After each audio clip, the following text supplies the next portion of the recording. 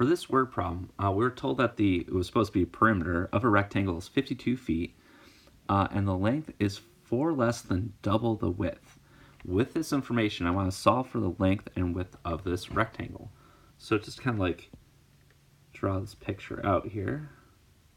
So we're told that the distance around this thing, the perimeter, is 52 feet. And if I call this the length and this the width, we're given this statement, the length is 4 less than double the width. I'm going to use this to create an equation. So that is the length is, now it's going to be 4 less, that happens last. This is to double the width would be to multiply it by 2, and then subtract 4 would be 4 less than double the width. So here's one equation. Now, the fact that the perimeter is 52 feet, maybe I can draw the other width and length on the rectangle. Since perimeter is distance around, it's going to be the sum of L, W, L, and W.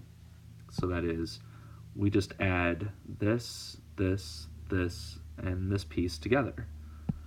So that's going to be 2L and then 2W for our second equation. So here we have 2 equations and 2 unknowns. That should be enough to solve for both L and W. So the way I'm going to do that is, I'm going to take this L and I'm going to plug it in place of the L in the first equation, and let's see what happens when I do that. We have 52 is equal to, okay, it's going to be 2L, but L is 2W minus 4, and then we have a plus 2W left over. This is a linear equation. We've solved several like this, so let's go ahead and do that, where I'll distribute the 2 and I'll combine like terms. So we have 52 is 4W minus 8 plus 2W. Combining terms, we get 52 is equal to 6W minus 8. And now, if I add 8 to both sides, I get that 60 is equal to 6W, and we're there. Dividing both sides by 6 gives me my answer of the width is equal to 10. That's actually one of the things I was solving for. But I also need the length as well. Well, now here's where we could go back to this equation. I know that W is 10, so L is equal to 2W minus 4. I'll now plug in. L is 2 times 10 minus 4. That's 20 minus 4. I'll write it up here. That L is equal to 16.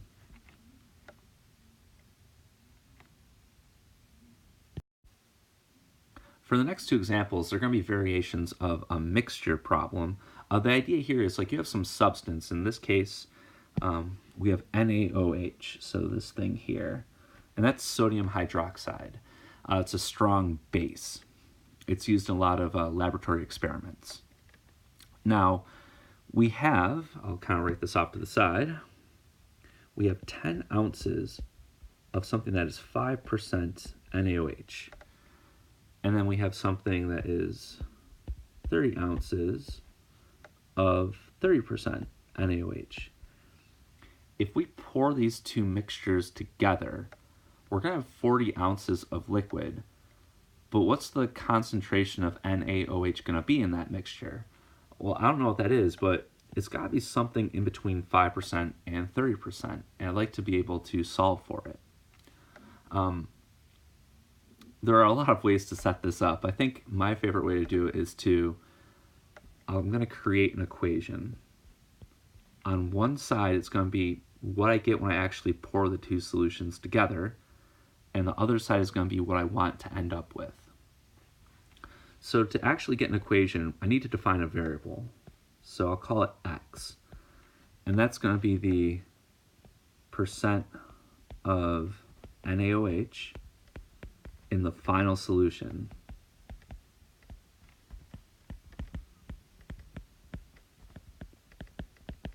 Now, I'll start with this left side of my equation. The goal is I'm going to pour them together, so I'm going to add those two together, and I want to know how much sodium hydroxide there is.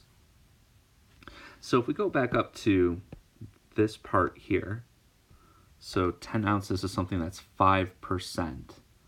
The question is, well, how much actual sodium hydroxide is in that container? And what we're going to do is just multiply those two numbers together.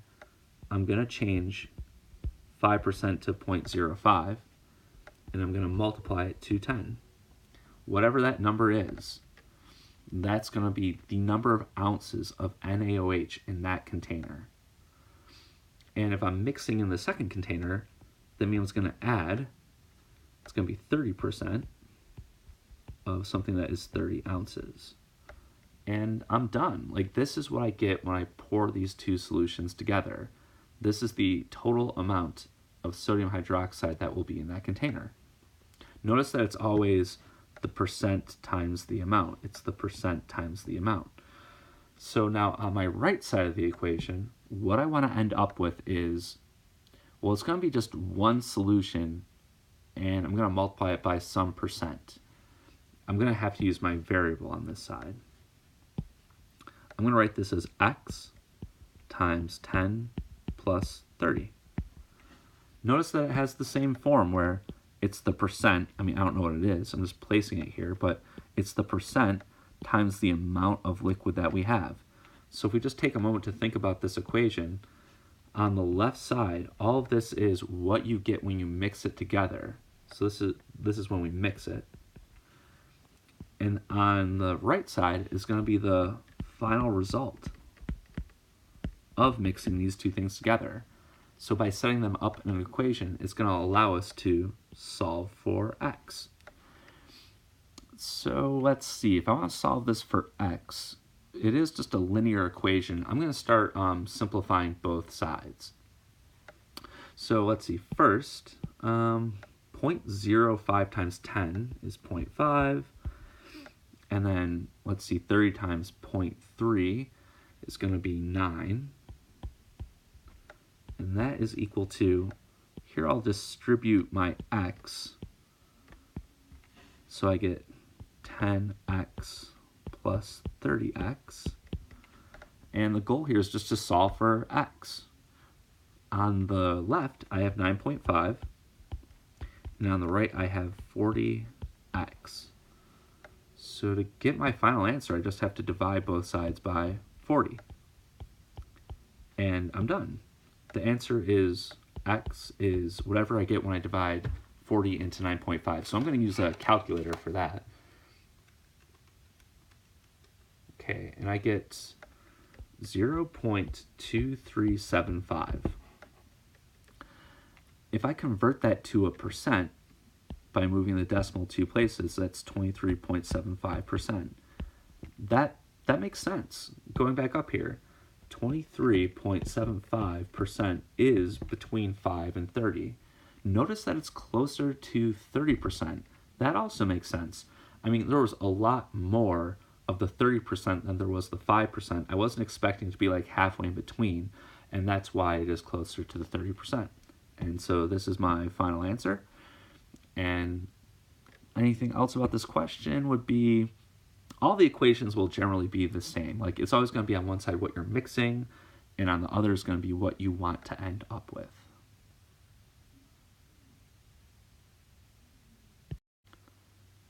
All right, and so for the last example, again, a mixture problem with the same ideas from the previous question, where I'll list down what we have. We have 10 ounces, again, of our 5% NaOH solution.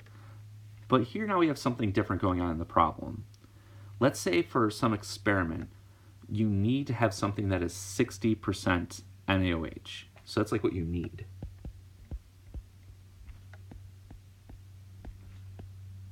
And you happen to have on hand pure NaOH. So I'll say you have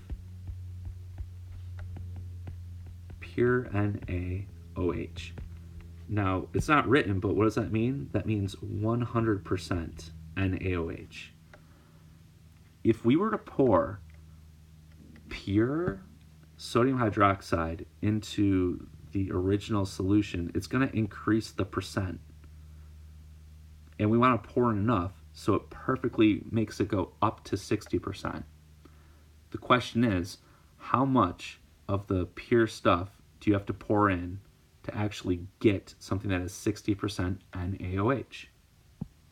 So first I'll define my variable. So x this time, it's different. We're not looking for a percentage, but it's going to be how much in ounces pure NaOH are we going to add into the solution. So again, I'm going to set up my equation, and on the left side is what I'm mixing together, and on the right side is what I want to end up with. So to start with, on the left, we're going to again have 5% times 10. And what are we mixing in? We're mixing in pure NaOH. So that means it's got to be 100%, which is just 1.00. But I don't know how much I'm pouring in. That's what my variable is. If we're going to use the same scheme here where it's going to be the percent times the amount, well, since x is the amount, it would have to be 100% times x. Now, on the right side of my equation is going to be what I end up with. Well, again, if I'm looking for something that is a percent times an amount, I want to end up with something that is 60%, and next to it, I'll put the amount of liquid that we're going to have in total. Since we are mixing 10 ounces with X ounces, the only way you can express this would be 10 plus X. So it looks a lot different than example 2, but the idea is the same. On the left is what I mixed together, and on the right is what I want to end up with. All we have to do now is just solve this equation. So I need to distribute this time with the 0.6, and I'll start simplifying as we go. So again, 0.05 times 10 is 0.5. 1 times x, I'll just call x. Okay, now on the right, I'm going to get 0.6 times 10, which is 6, plus 0.6x. Okay, now I think I'll subtract 0.5 from both sides, and I'll also subtract 0.6x from both sides. And let's see what that gives us. Okay, we have, those cancel. This is going to leave us with 0.4x.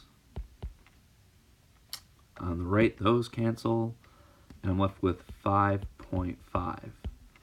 So all I need to do now is divide by 0.4. And I get x is equal to, again, I'll do this on a calculator, but we have 5.5 divided by 0.4, 13.75. And this time, this is in ounces, the way we set up this problem. So what that means is we have to pour in, that's, quite a bit. That's 13.75 ounces that has to be poured into the original amount here to increase it up to 60%.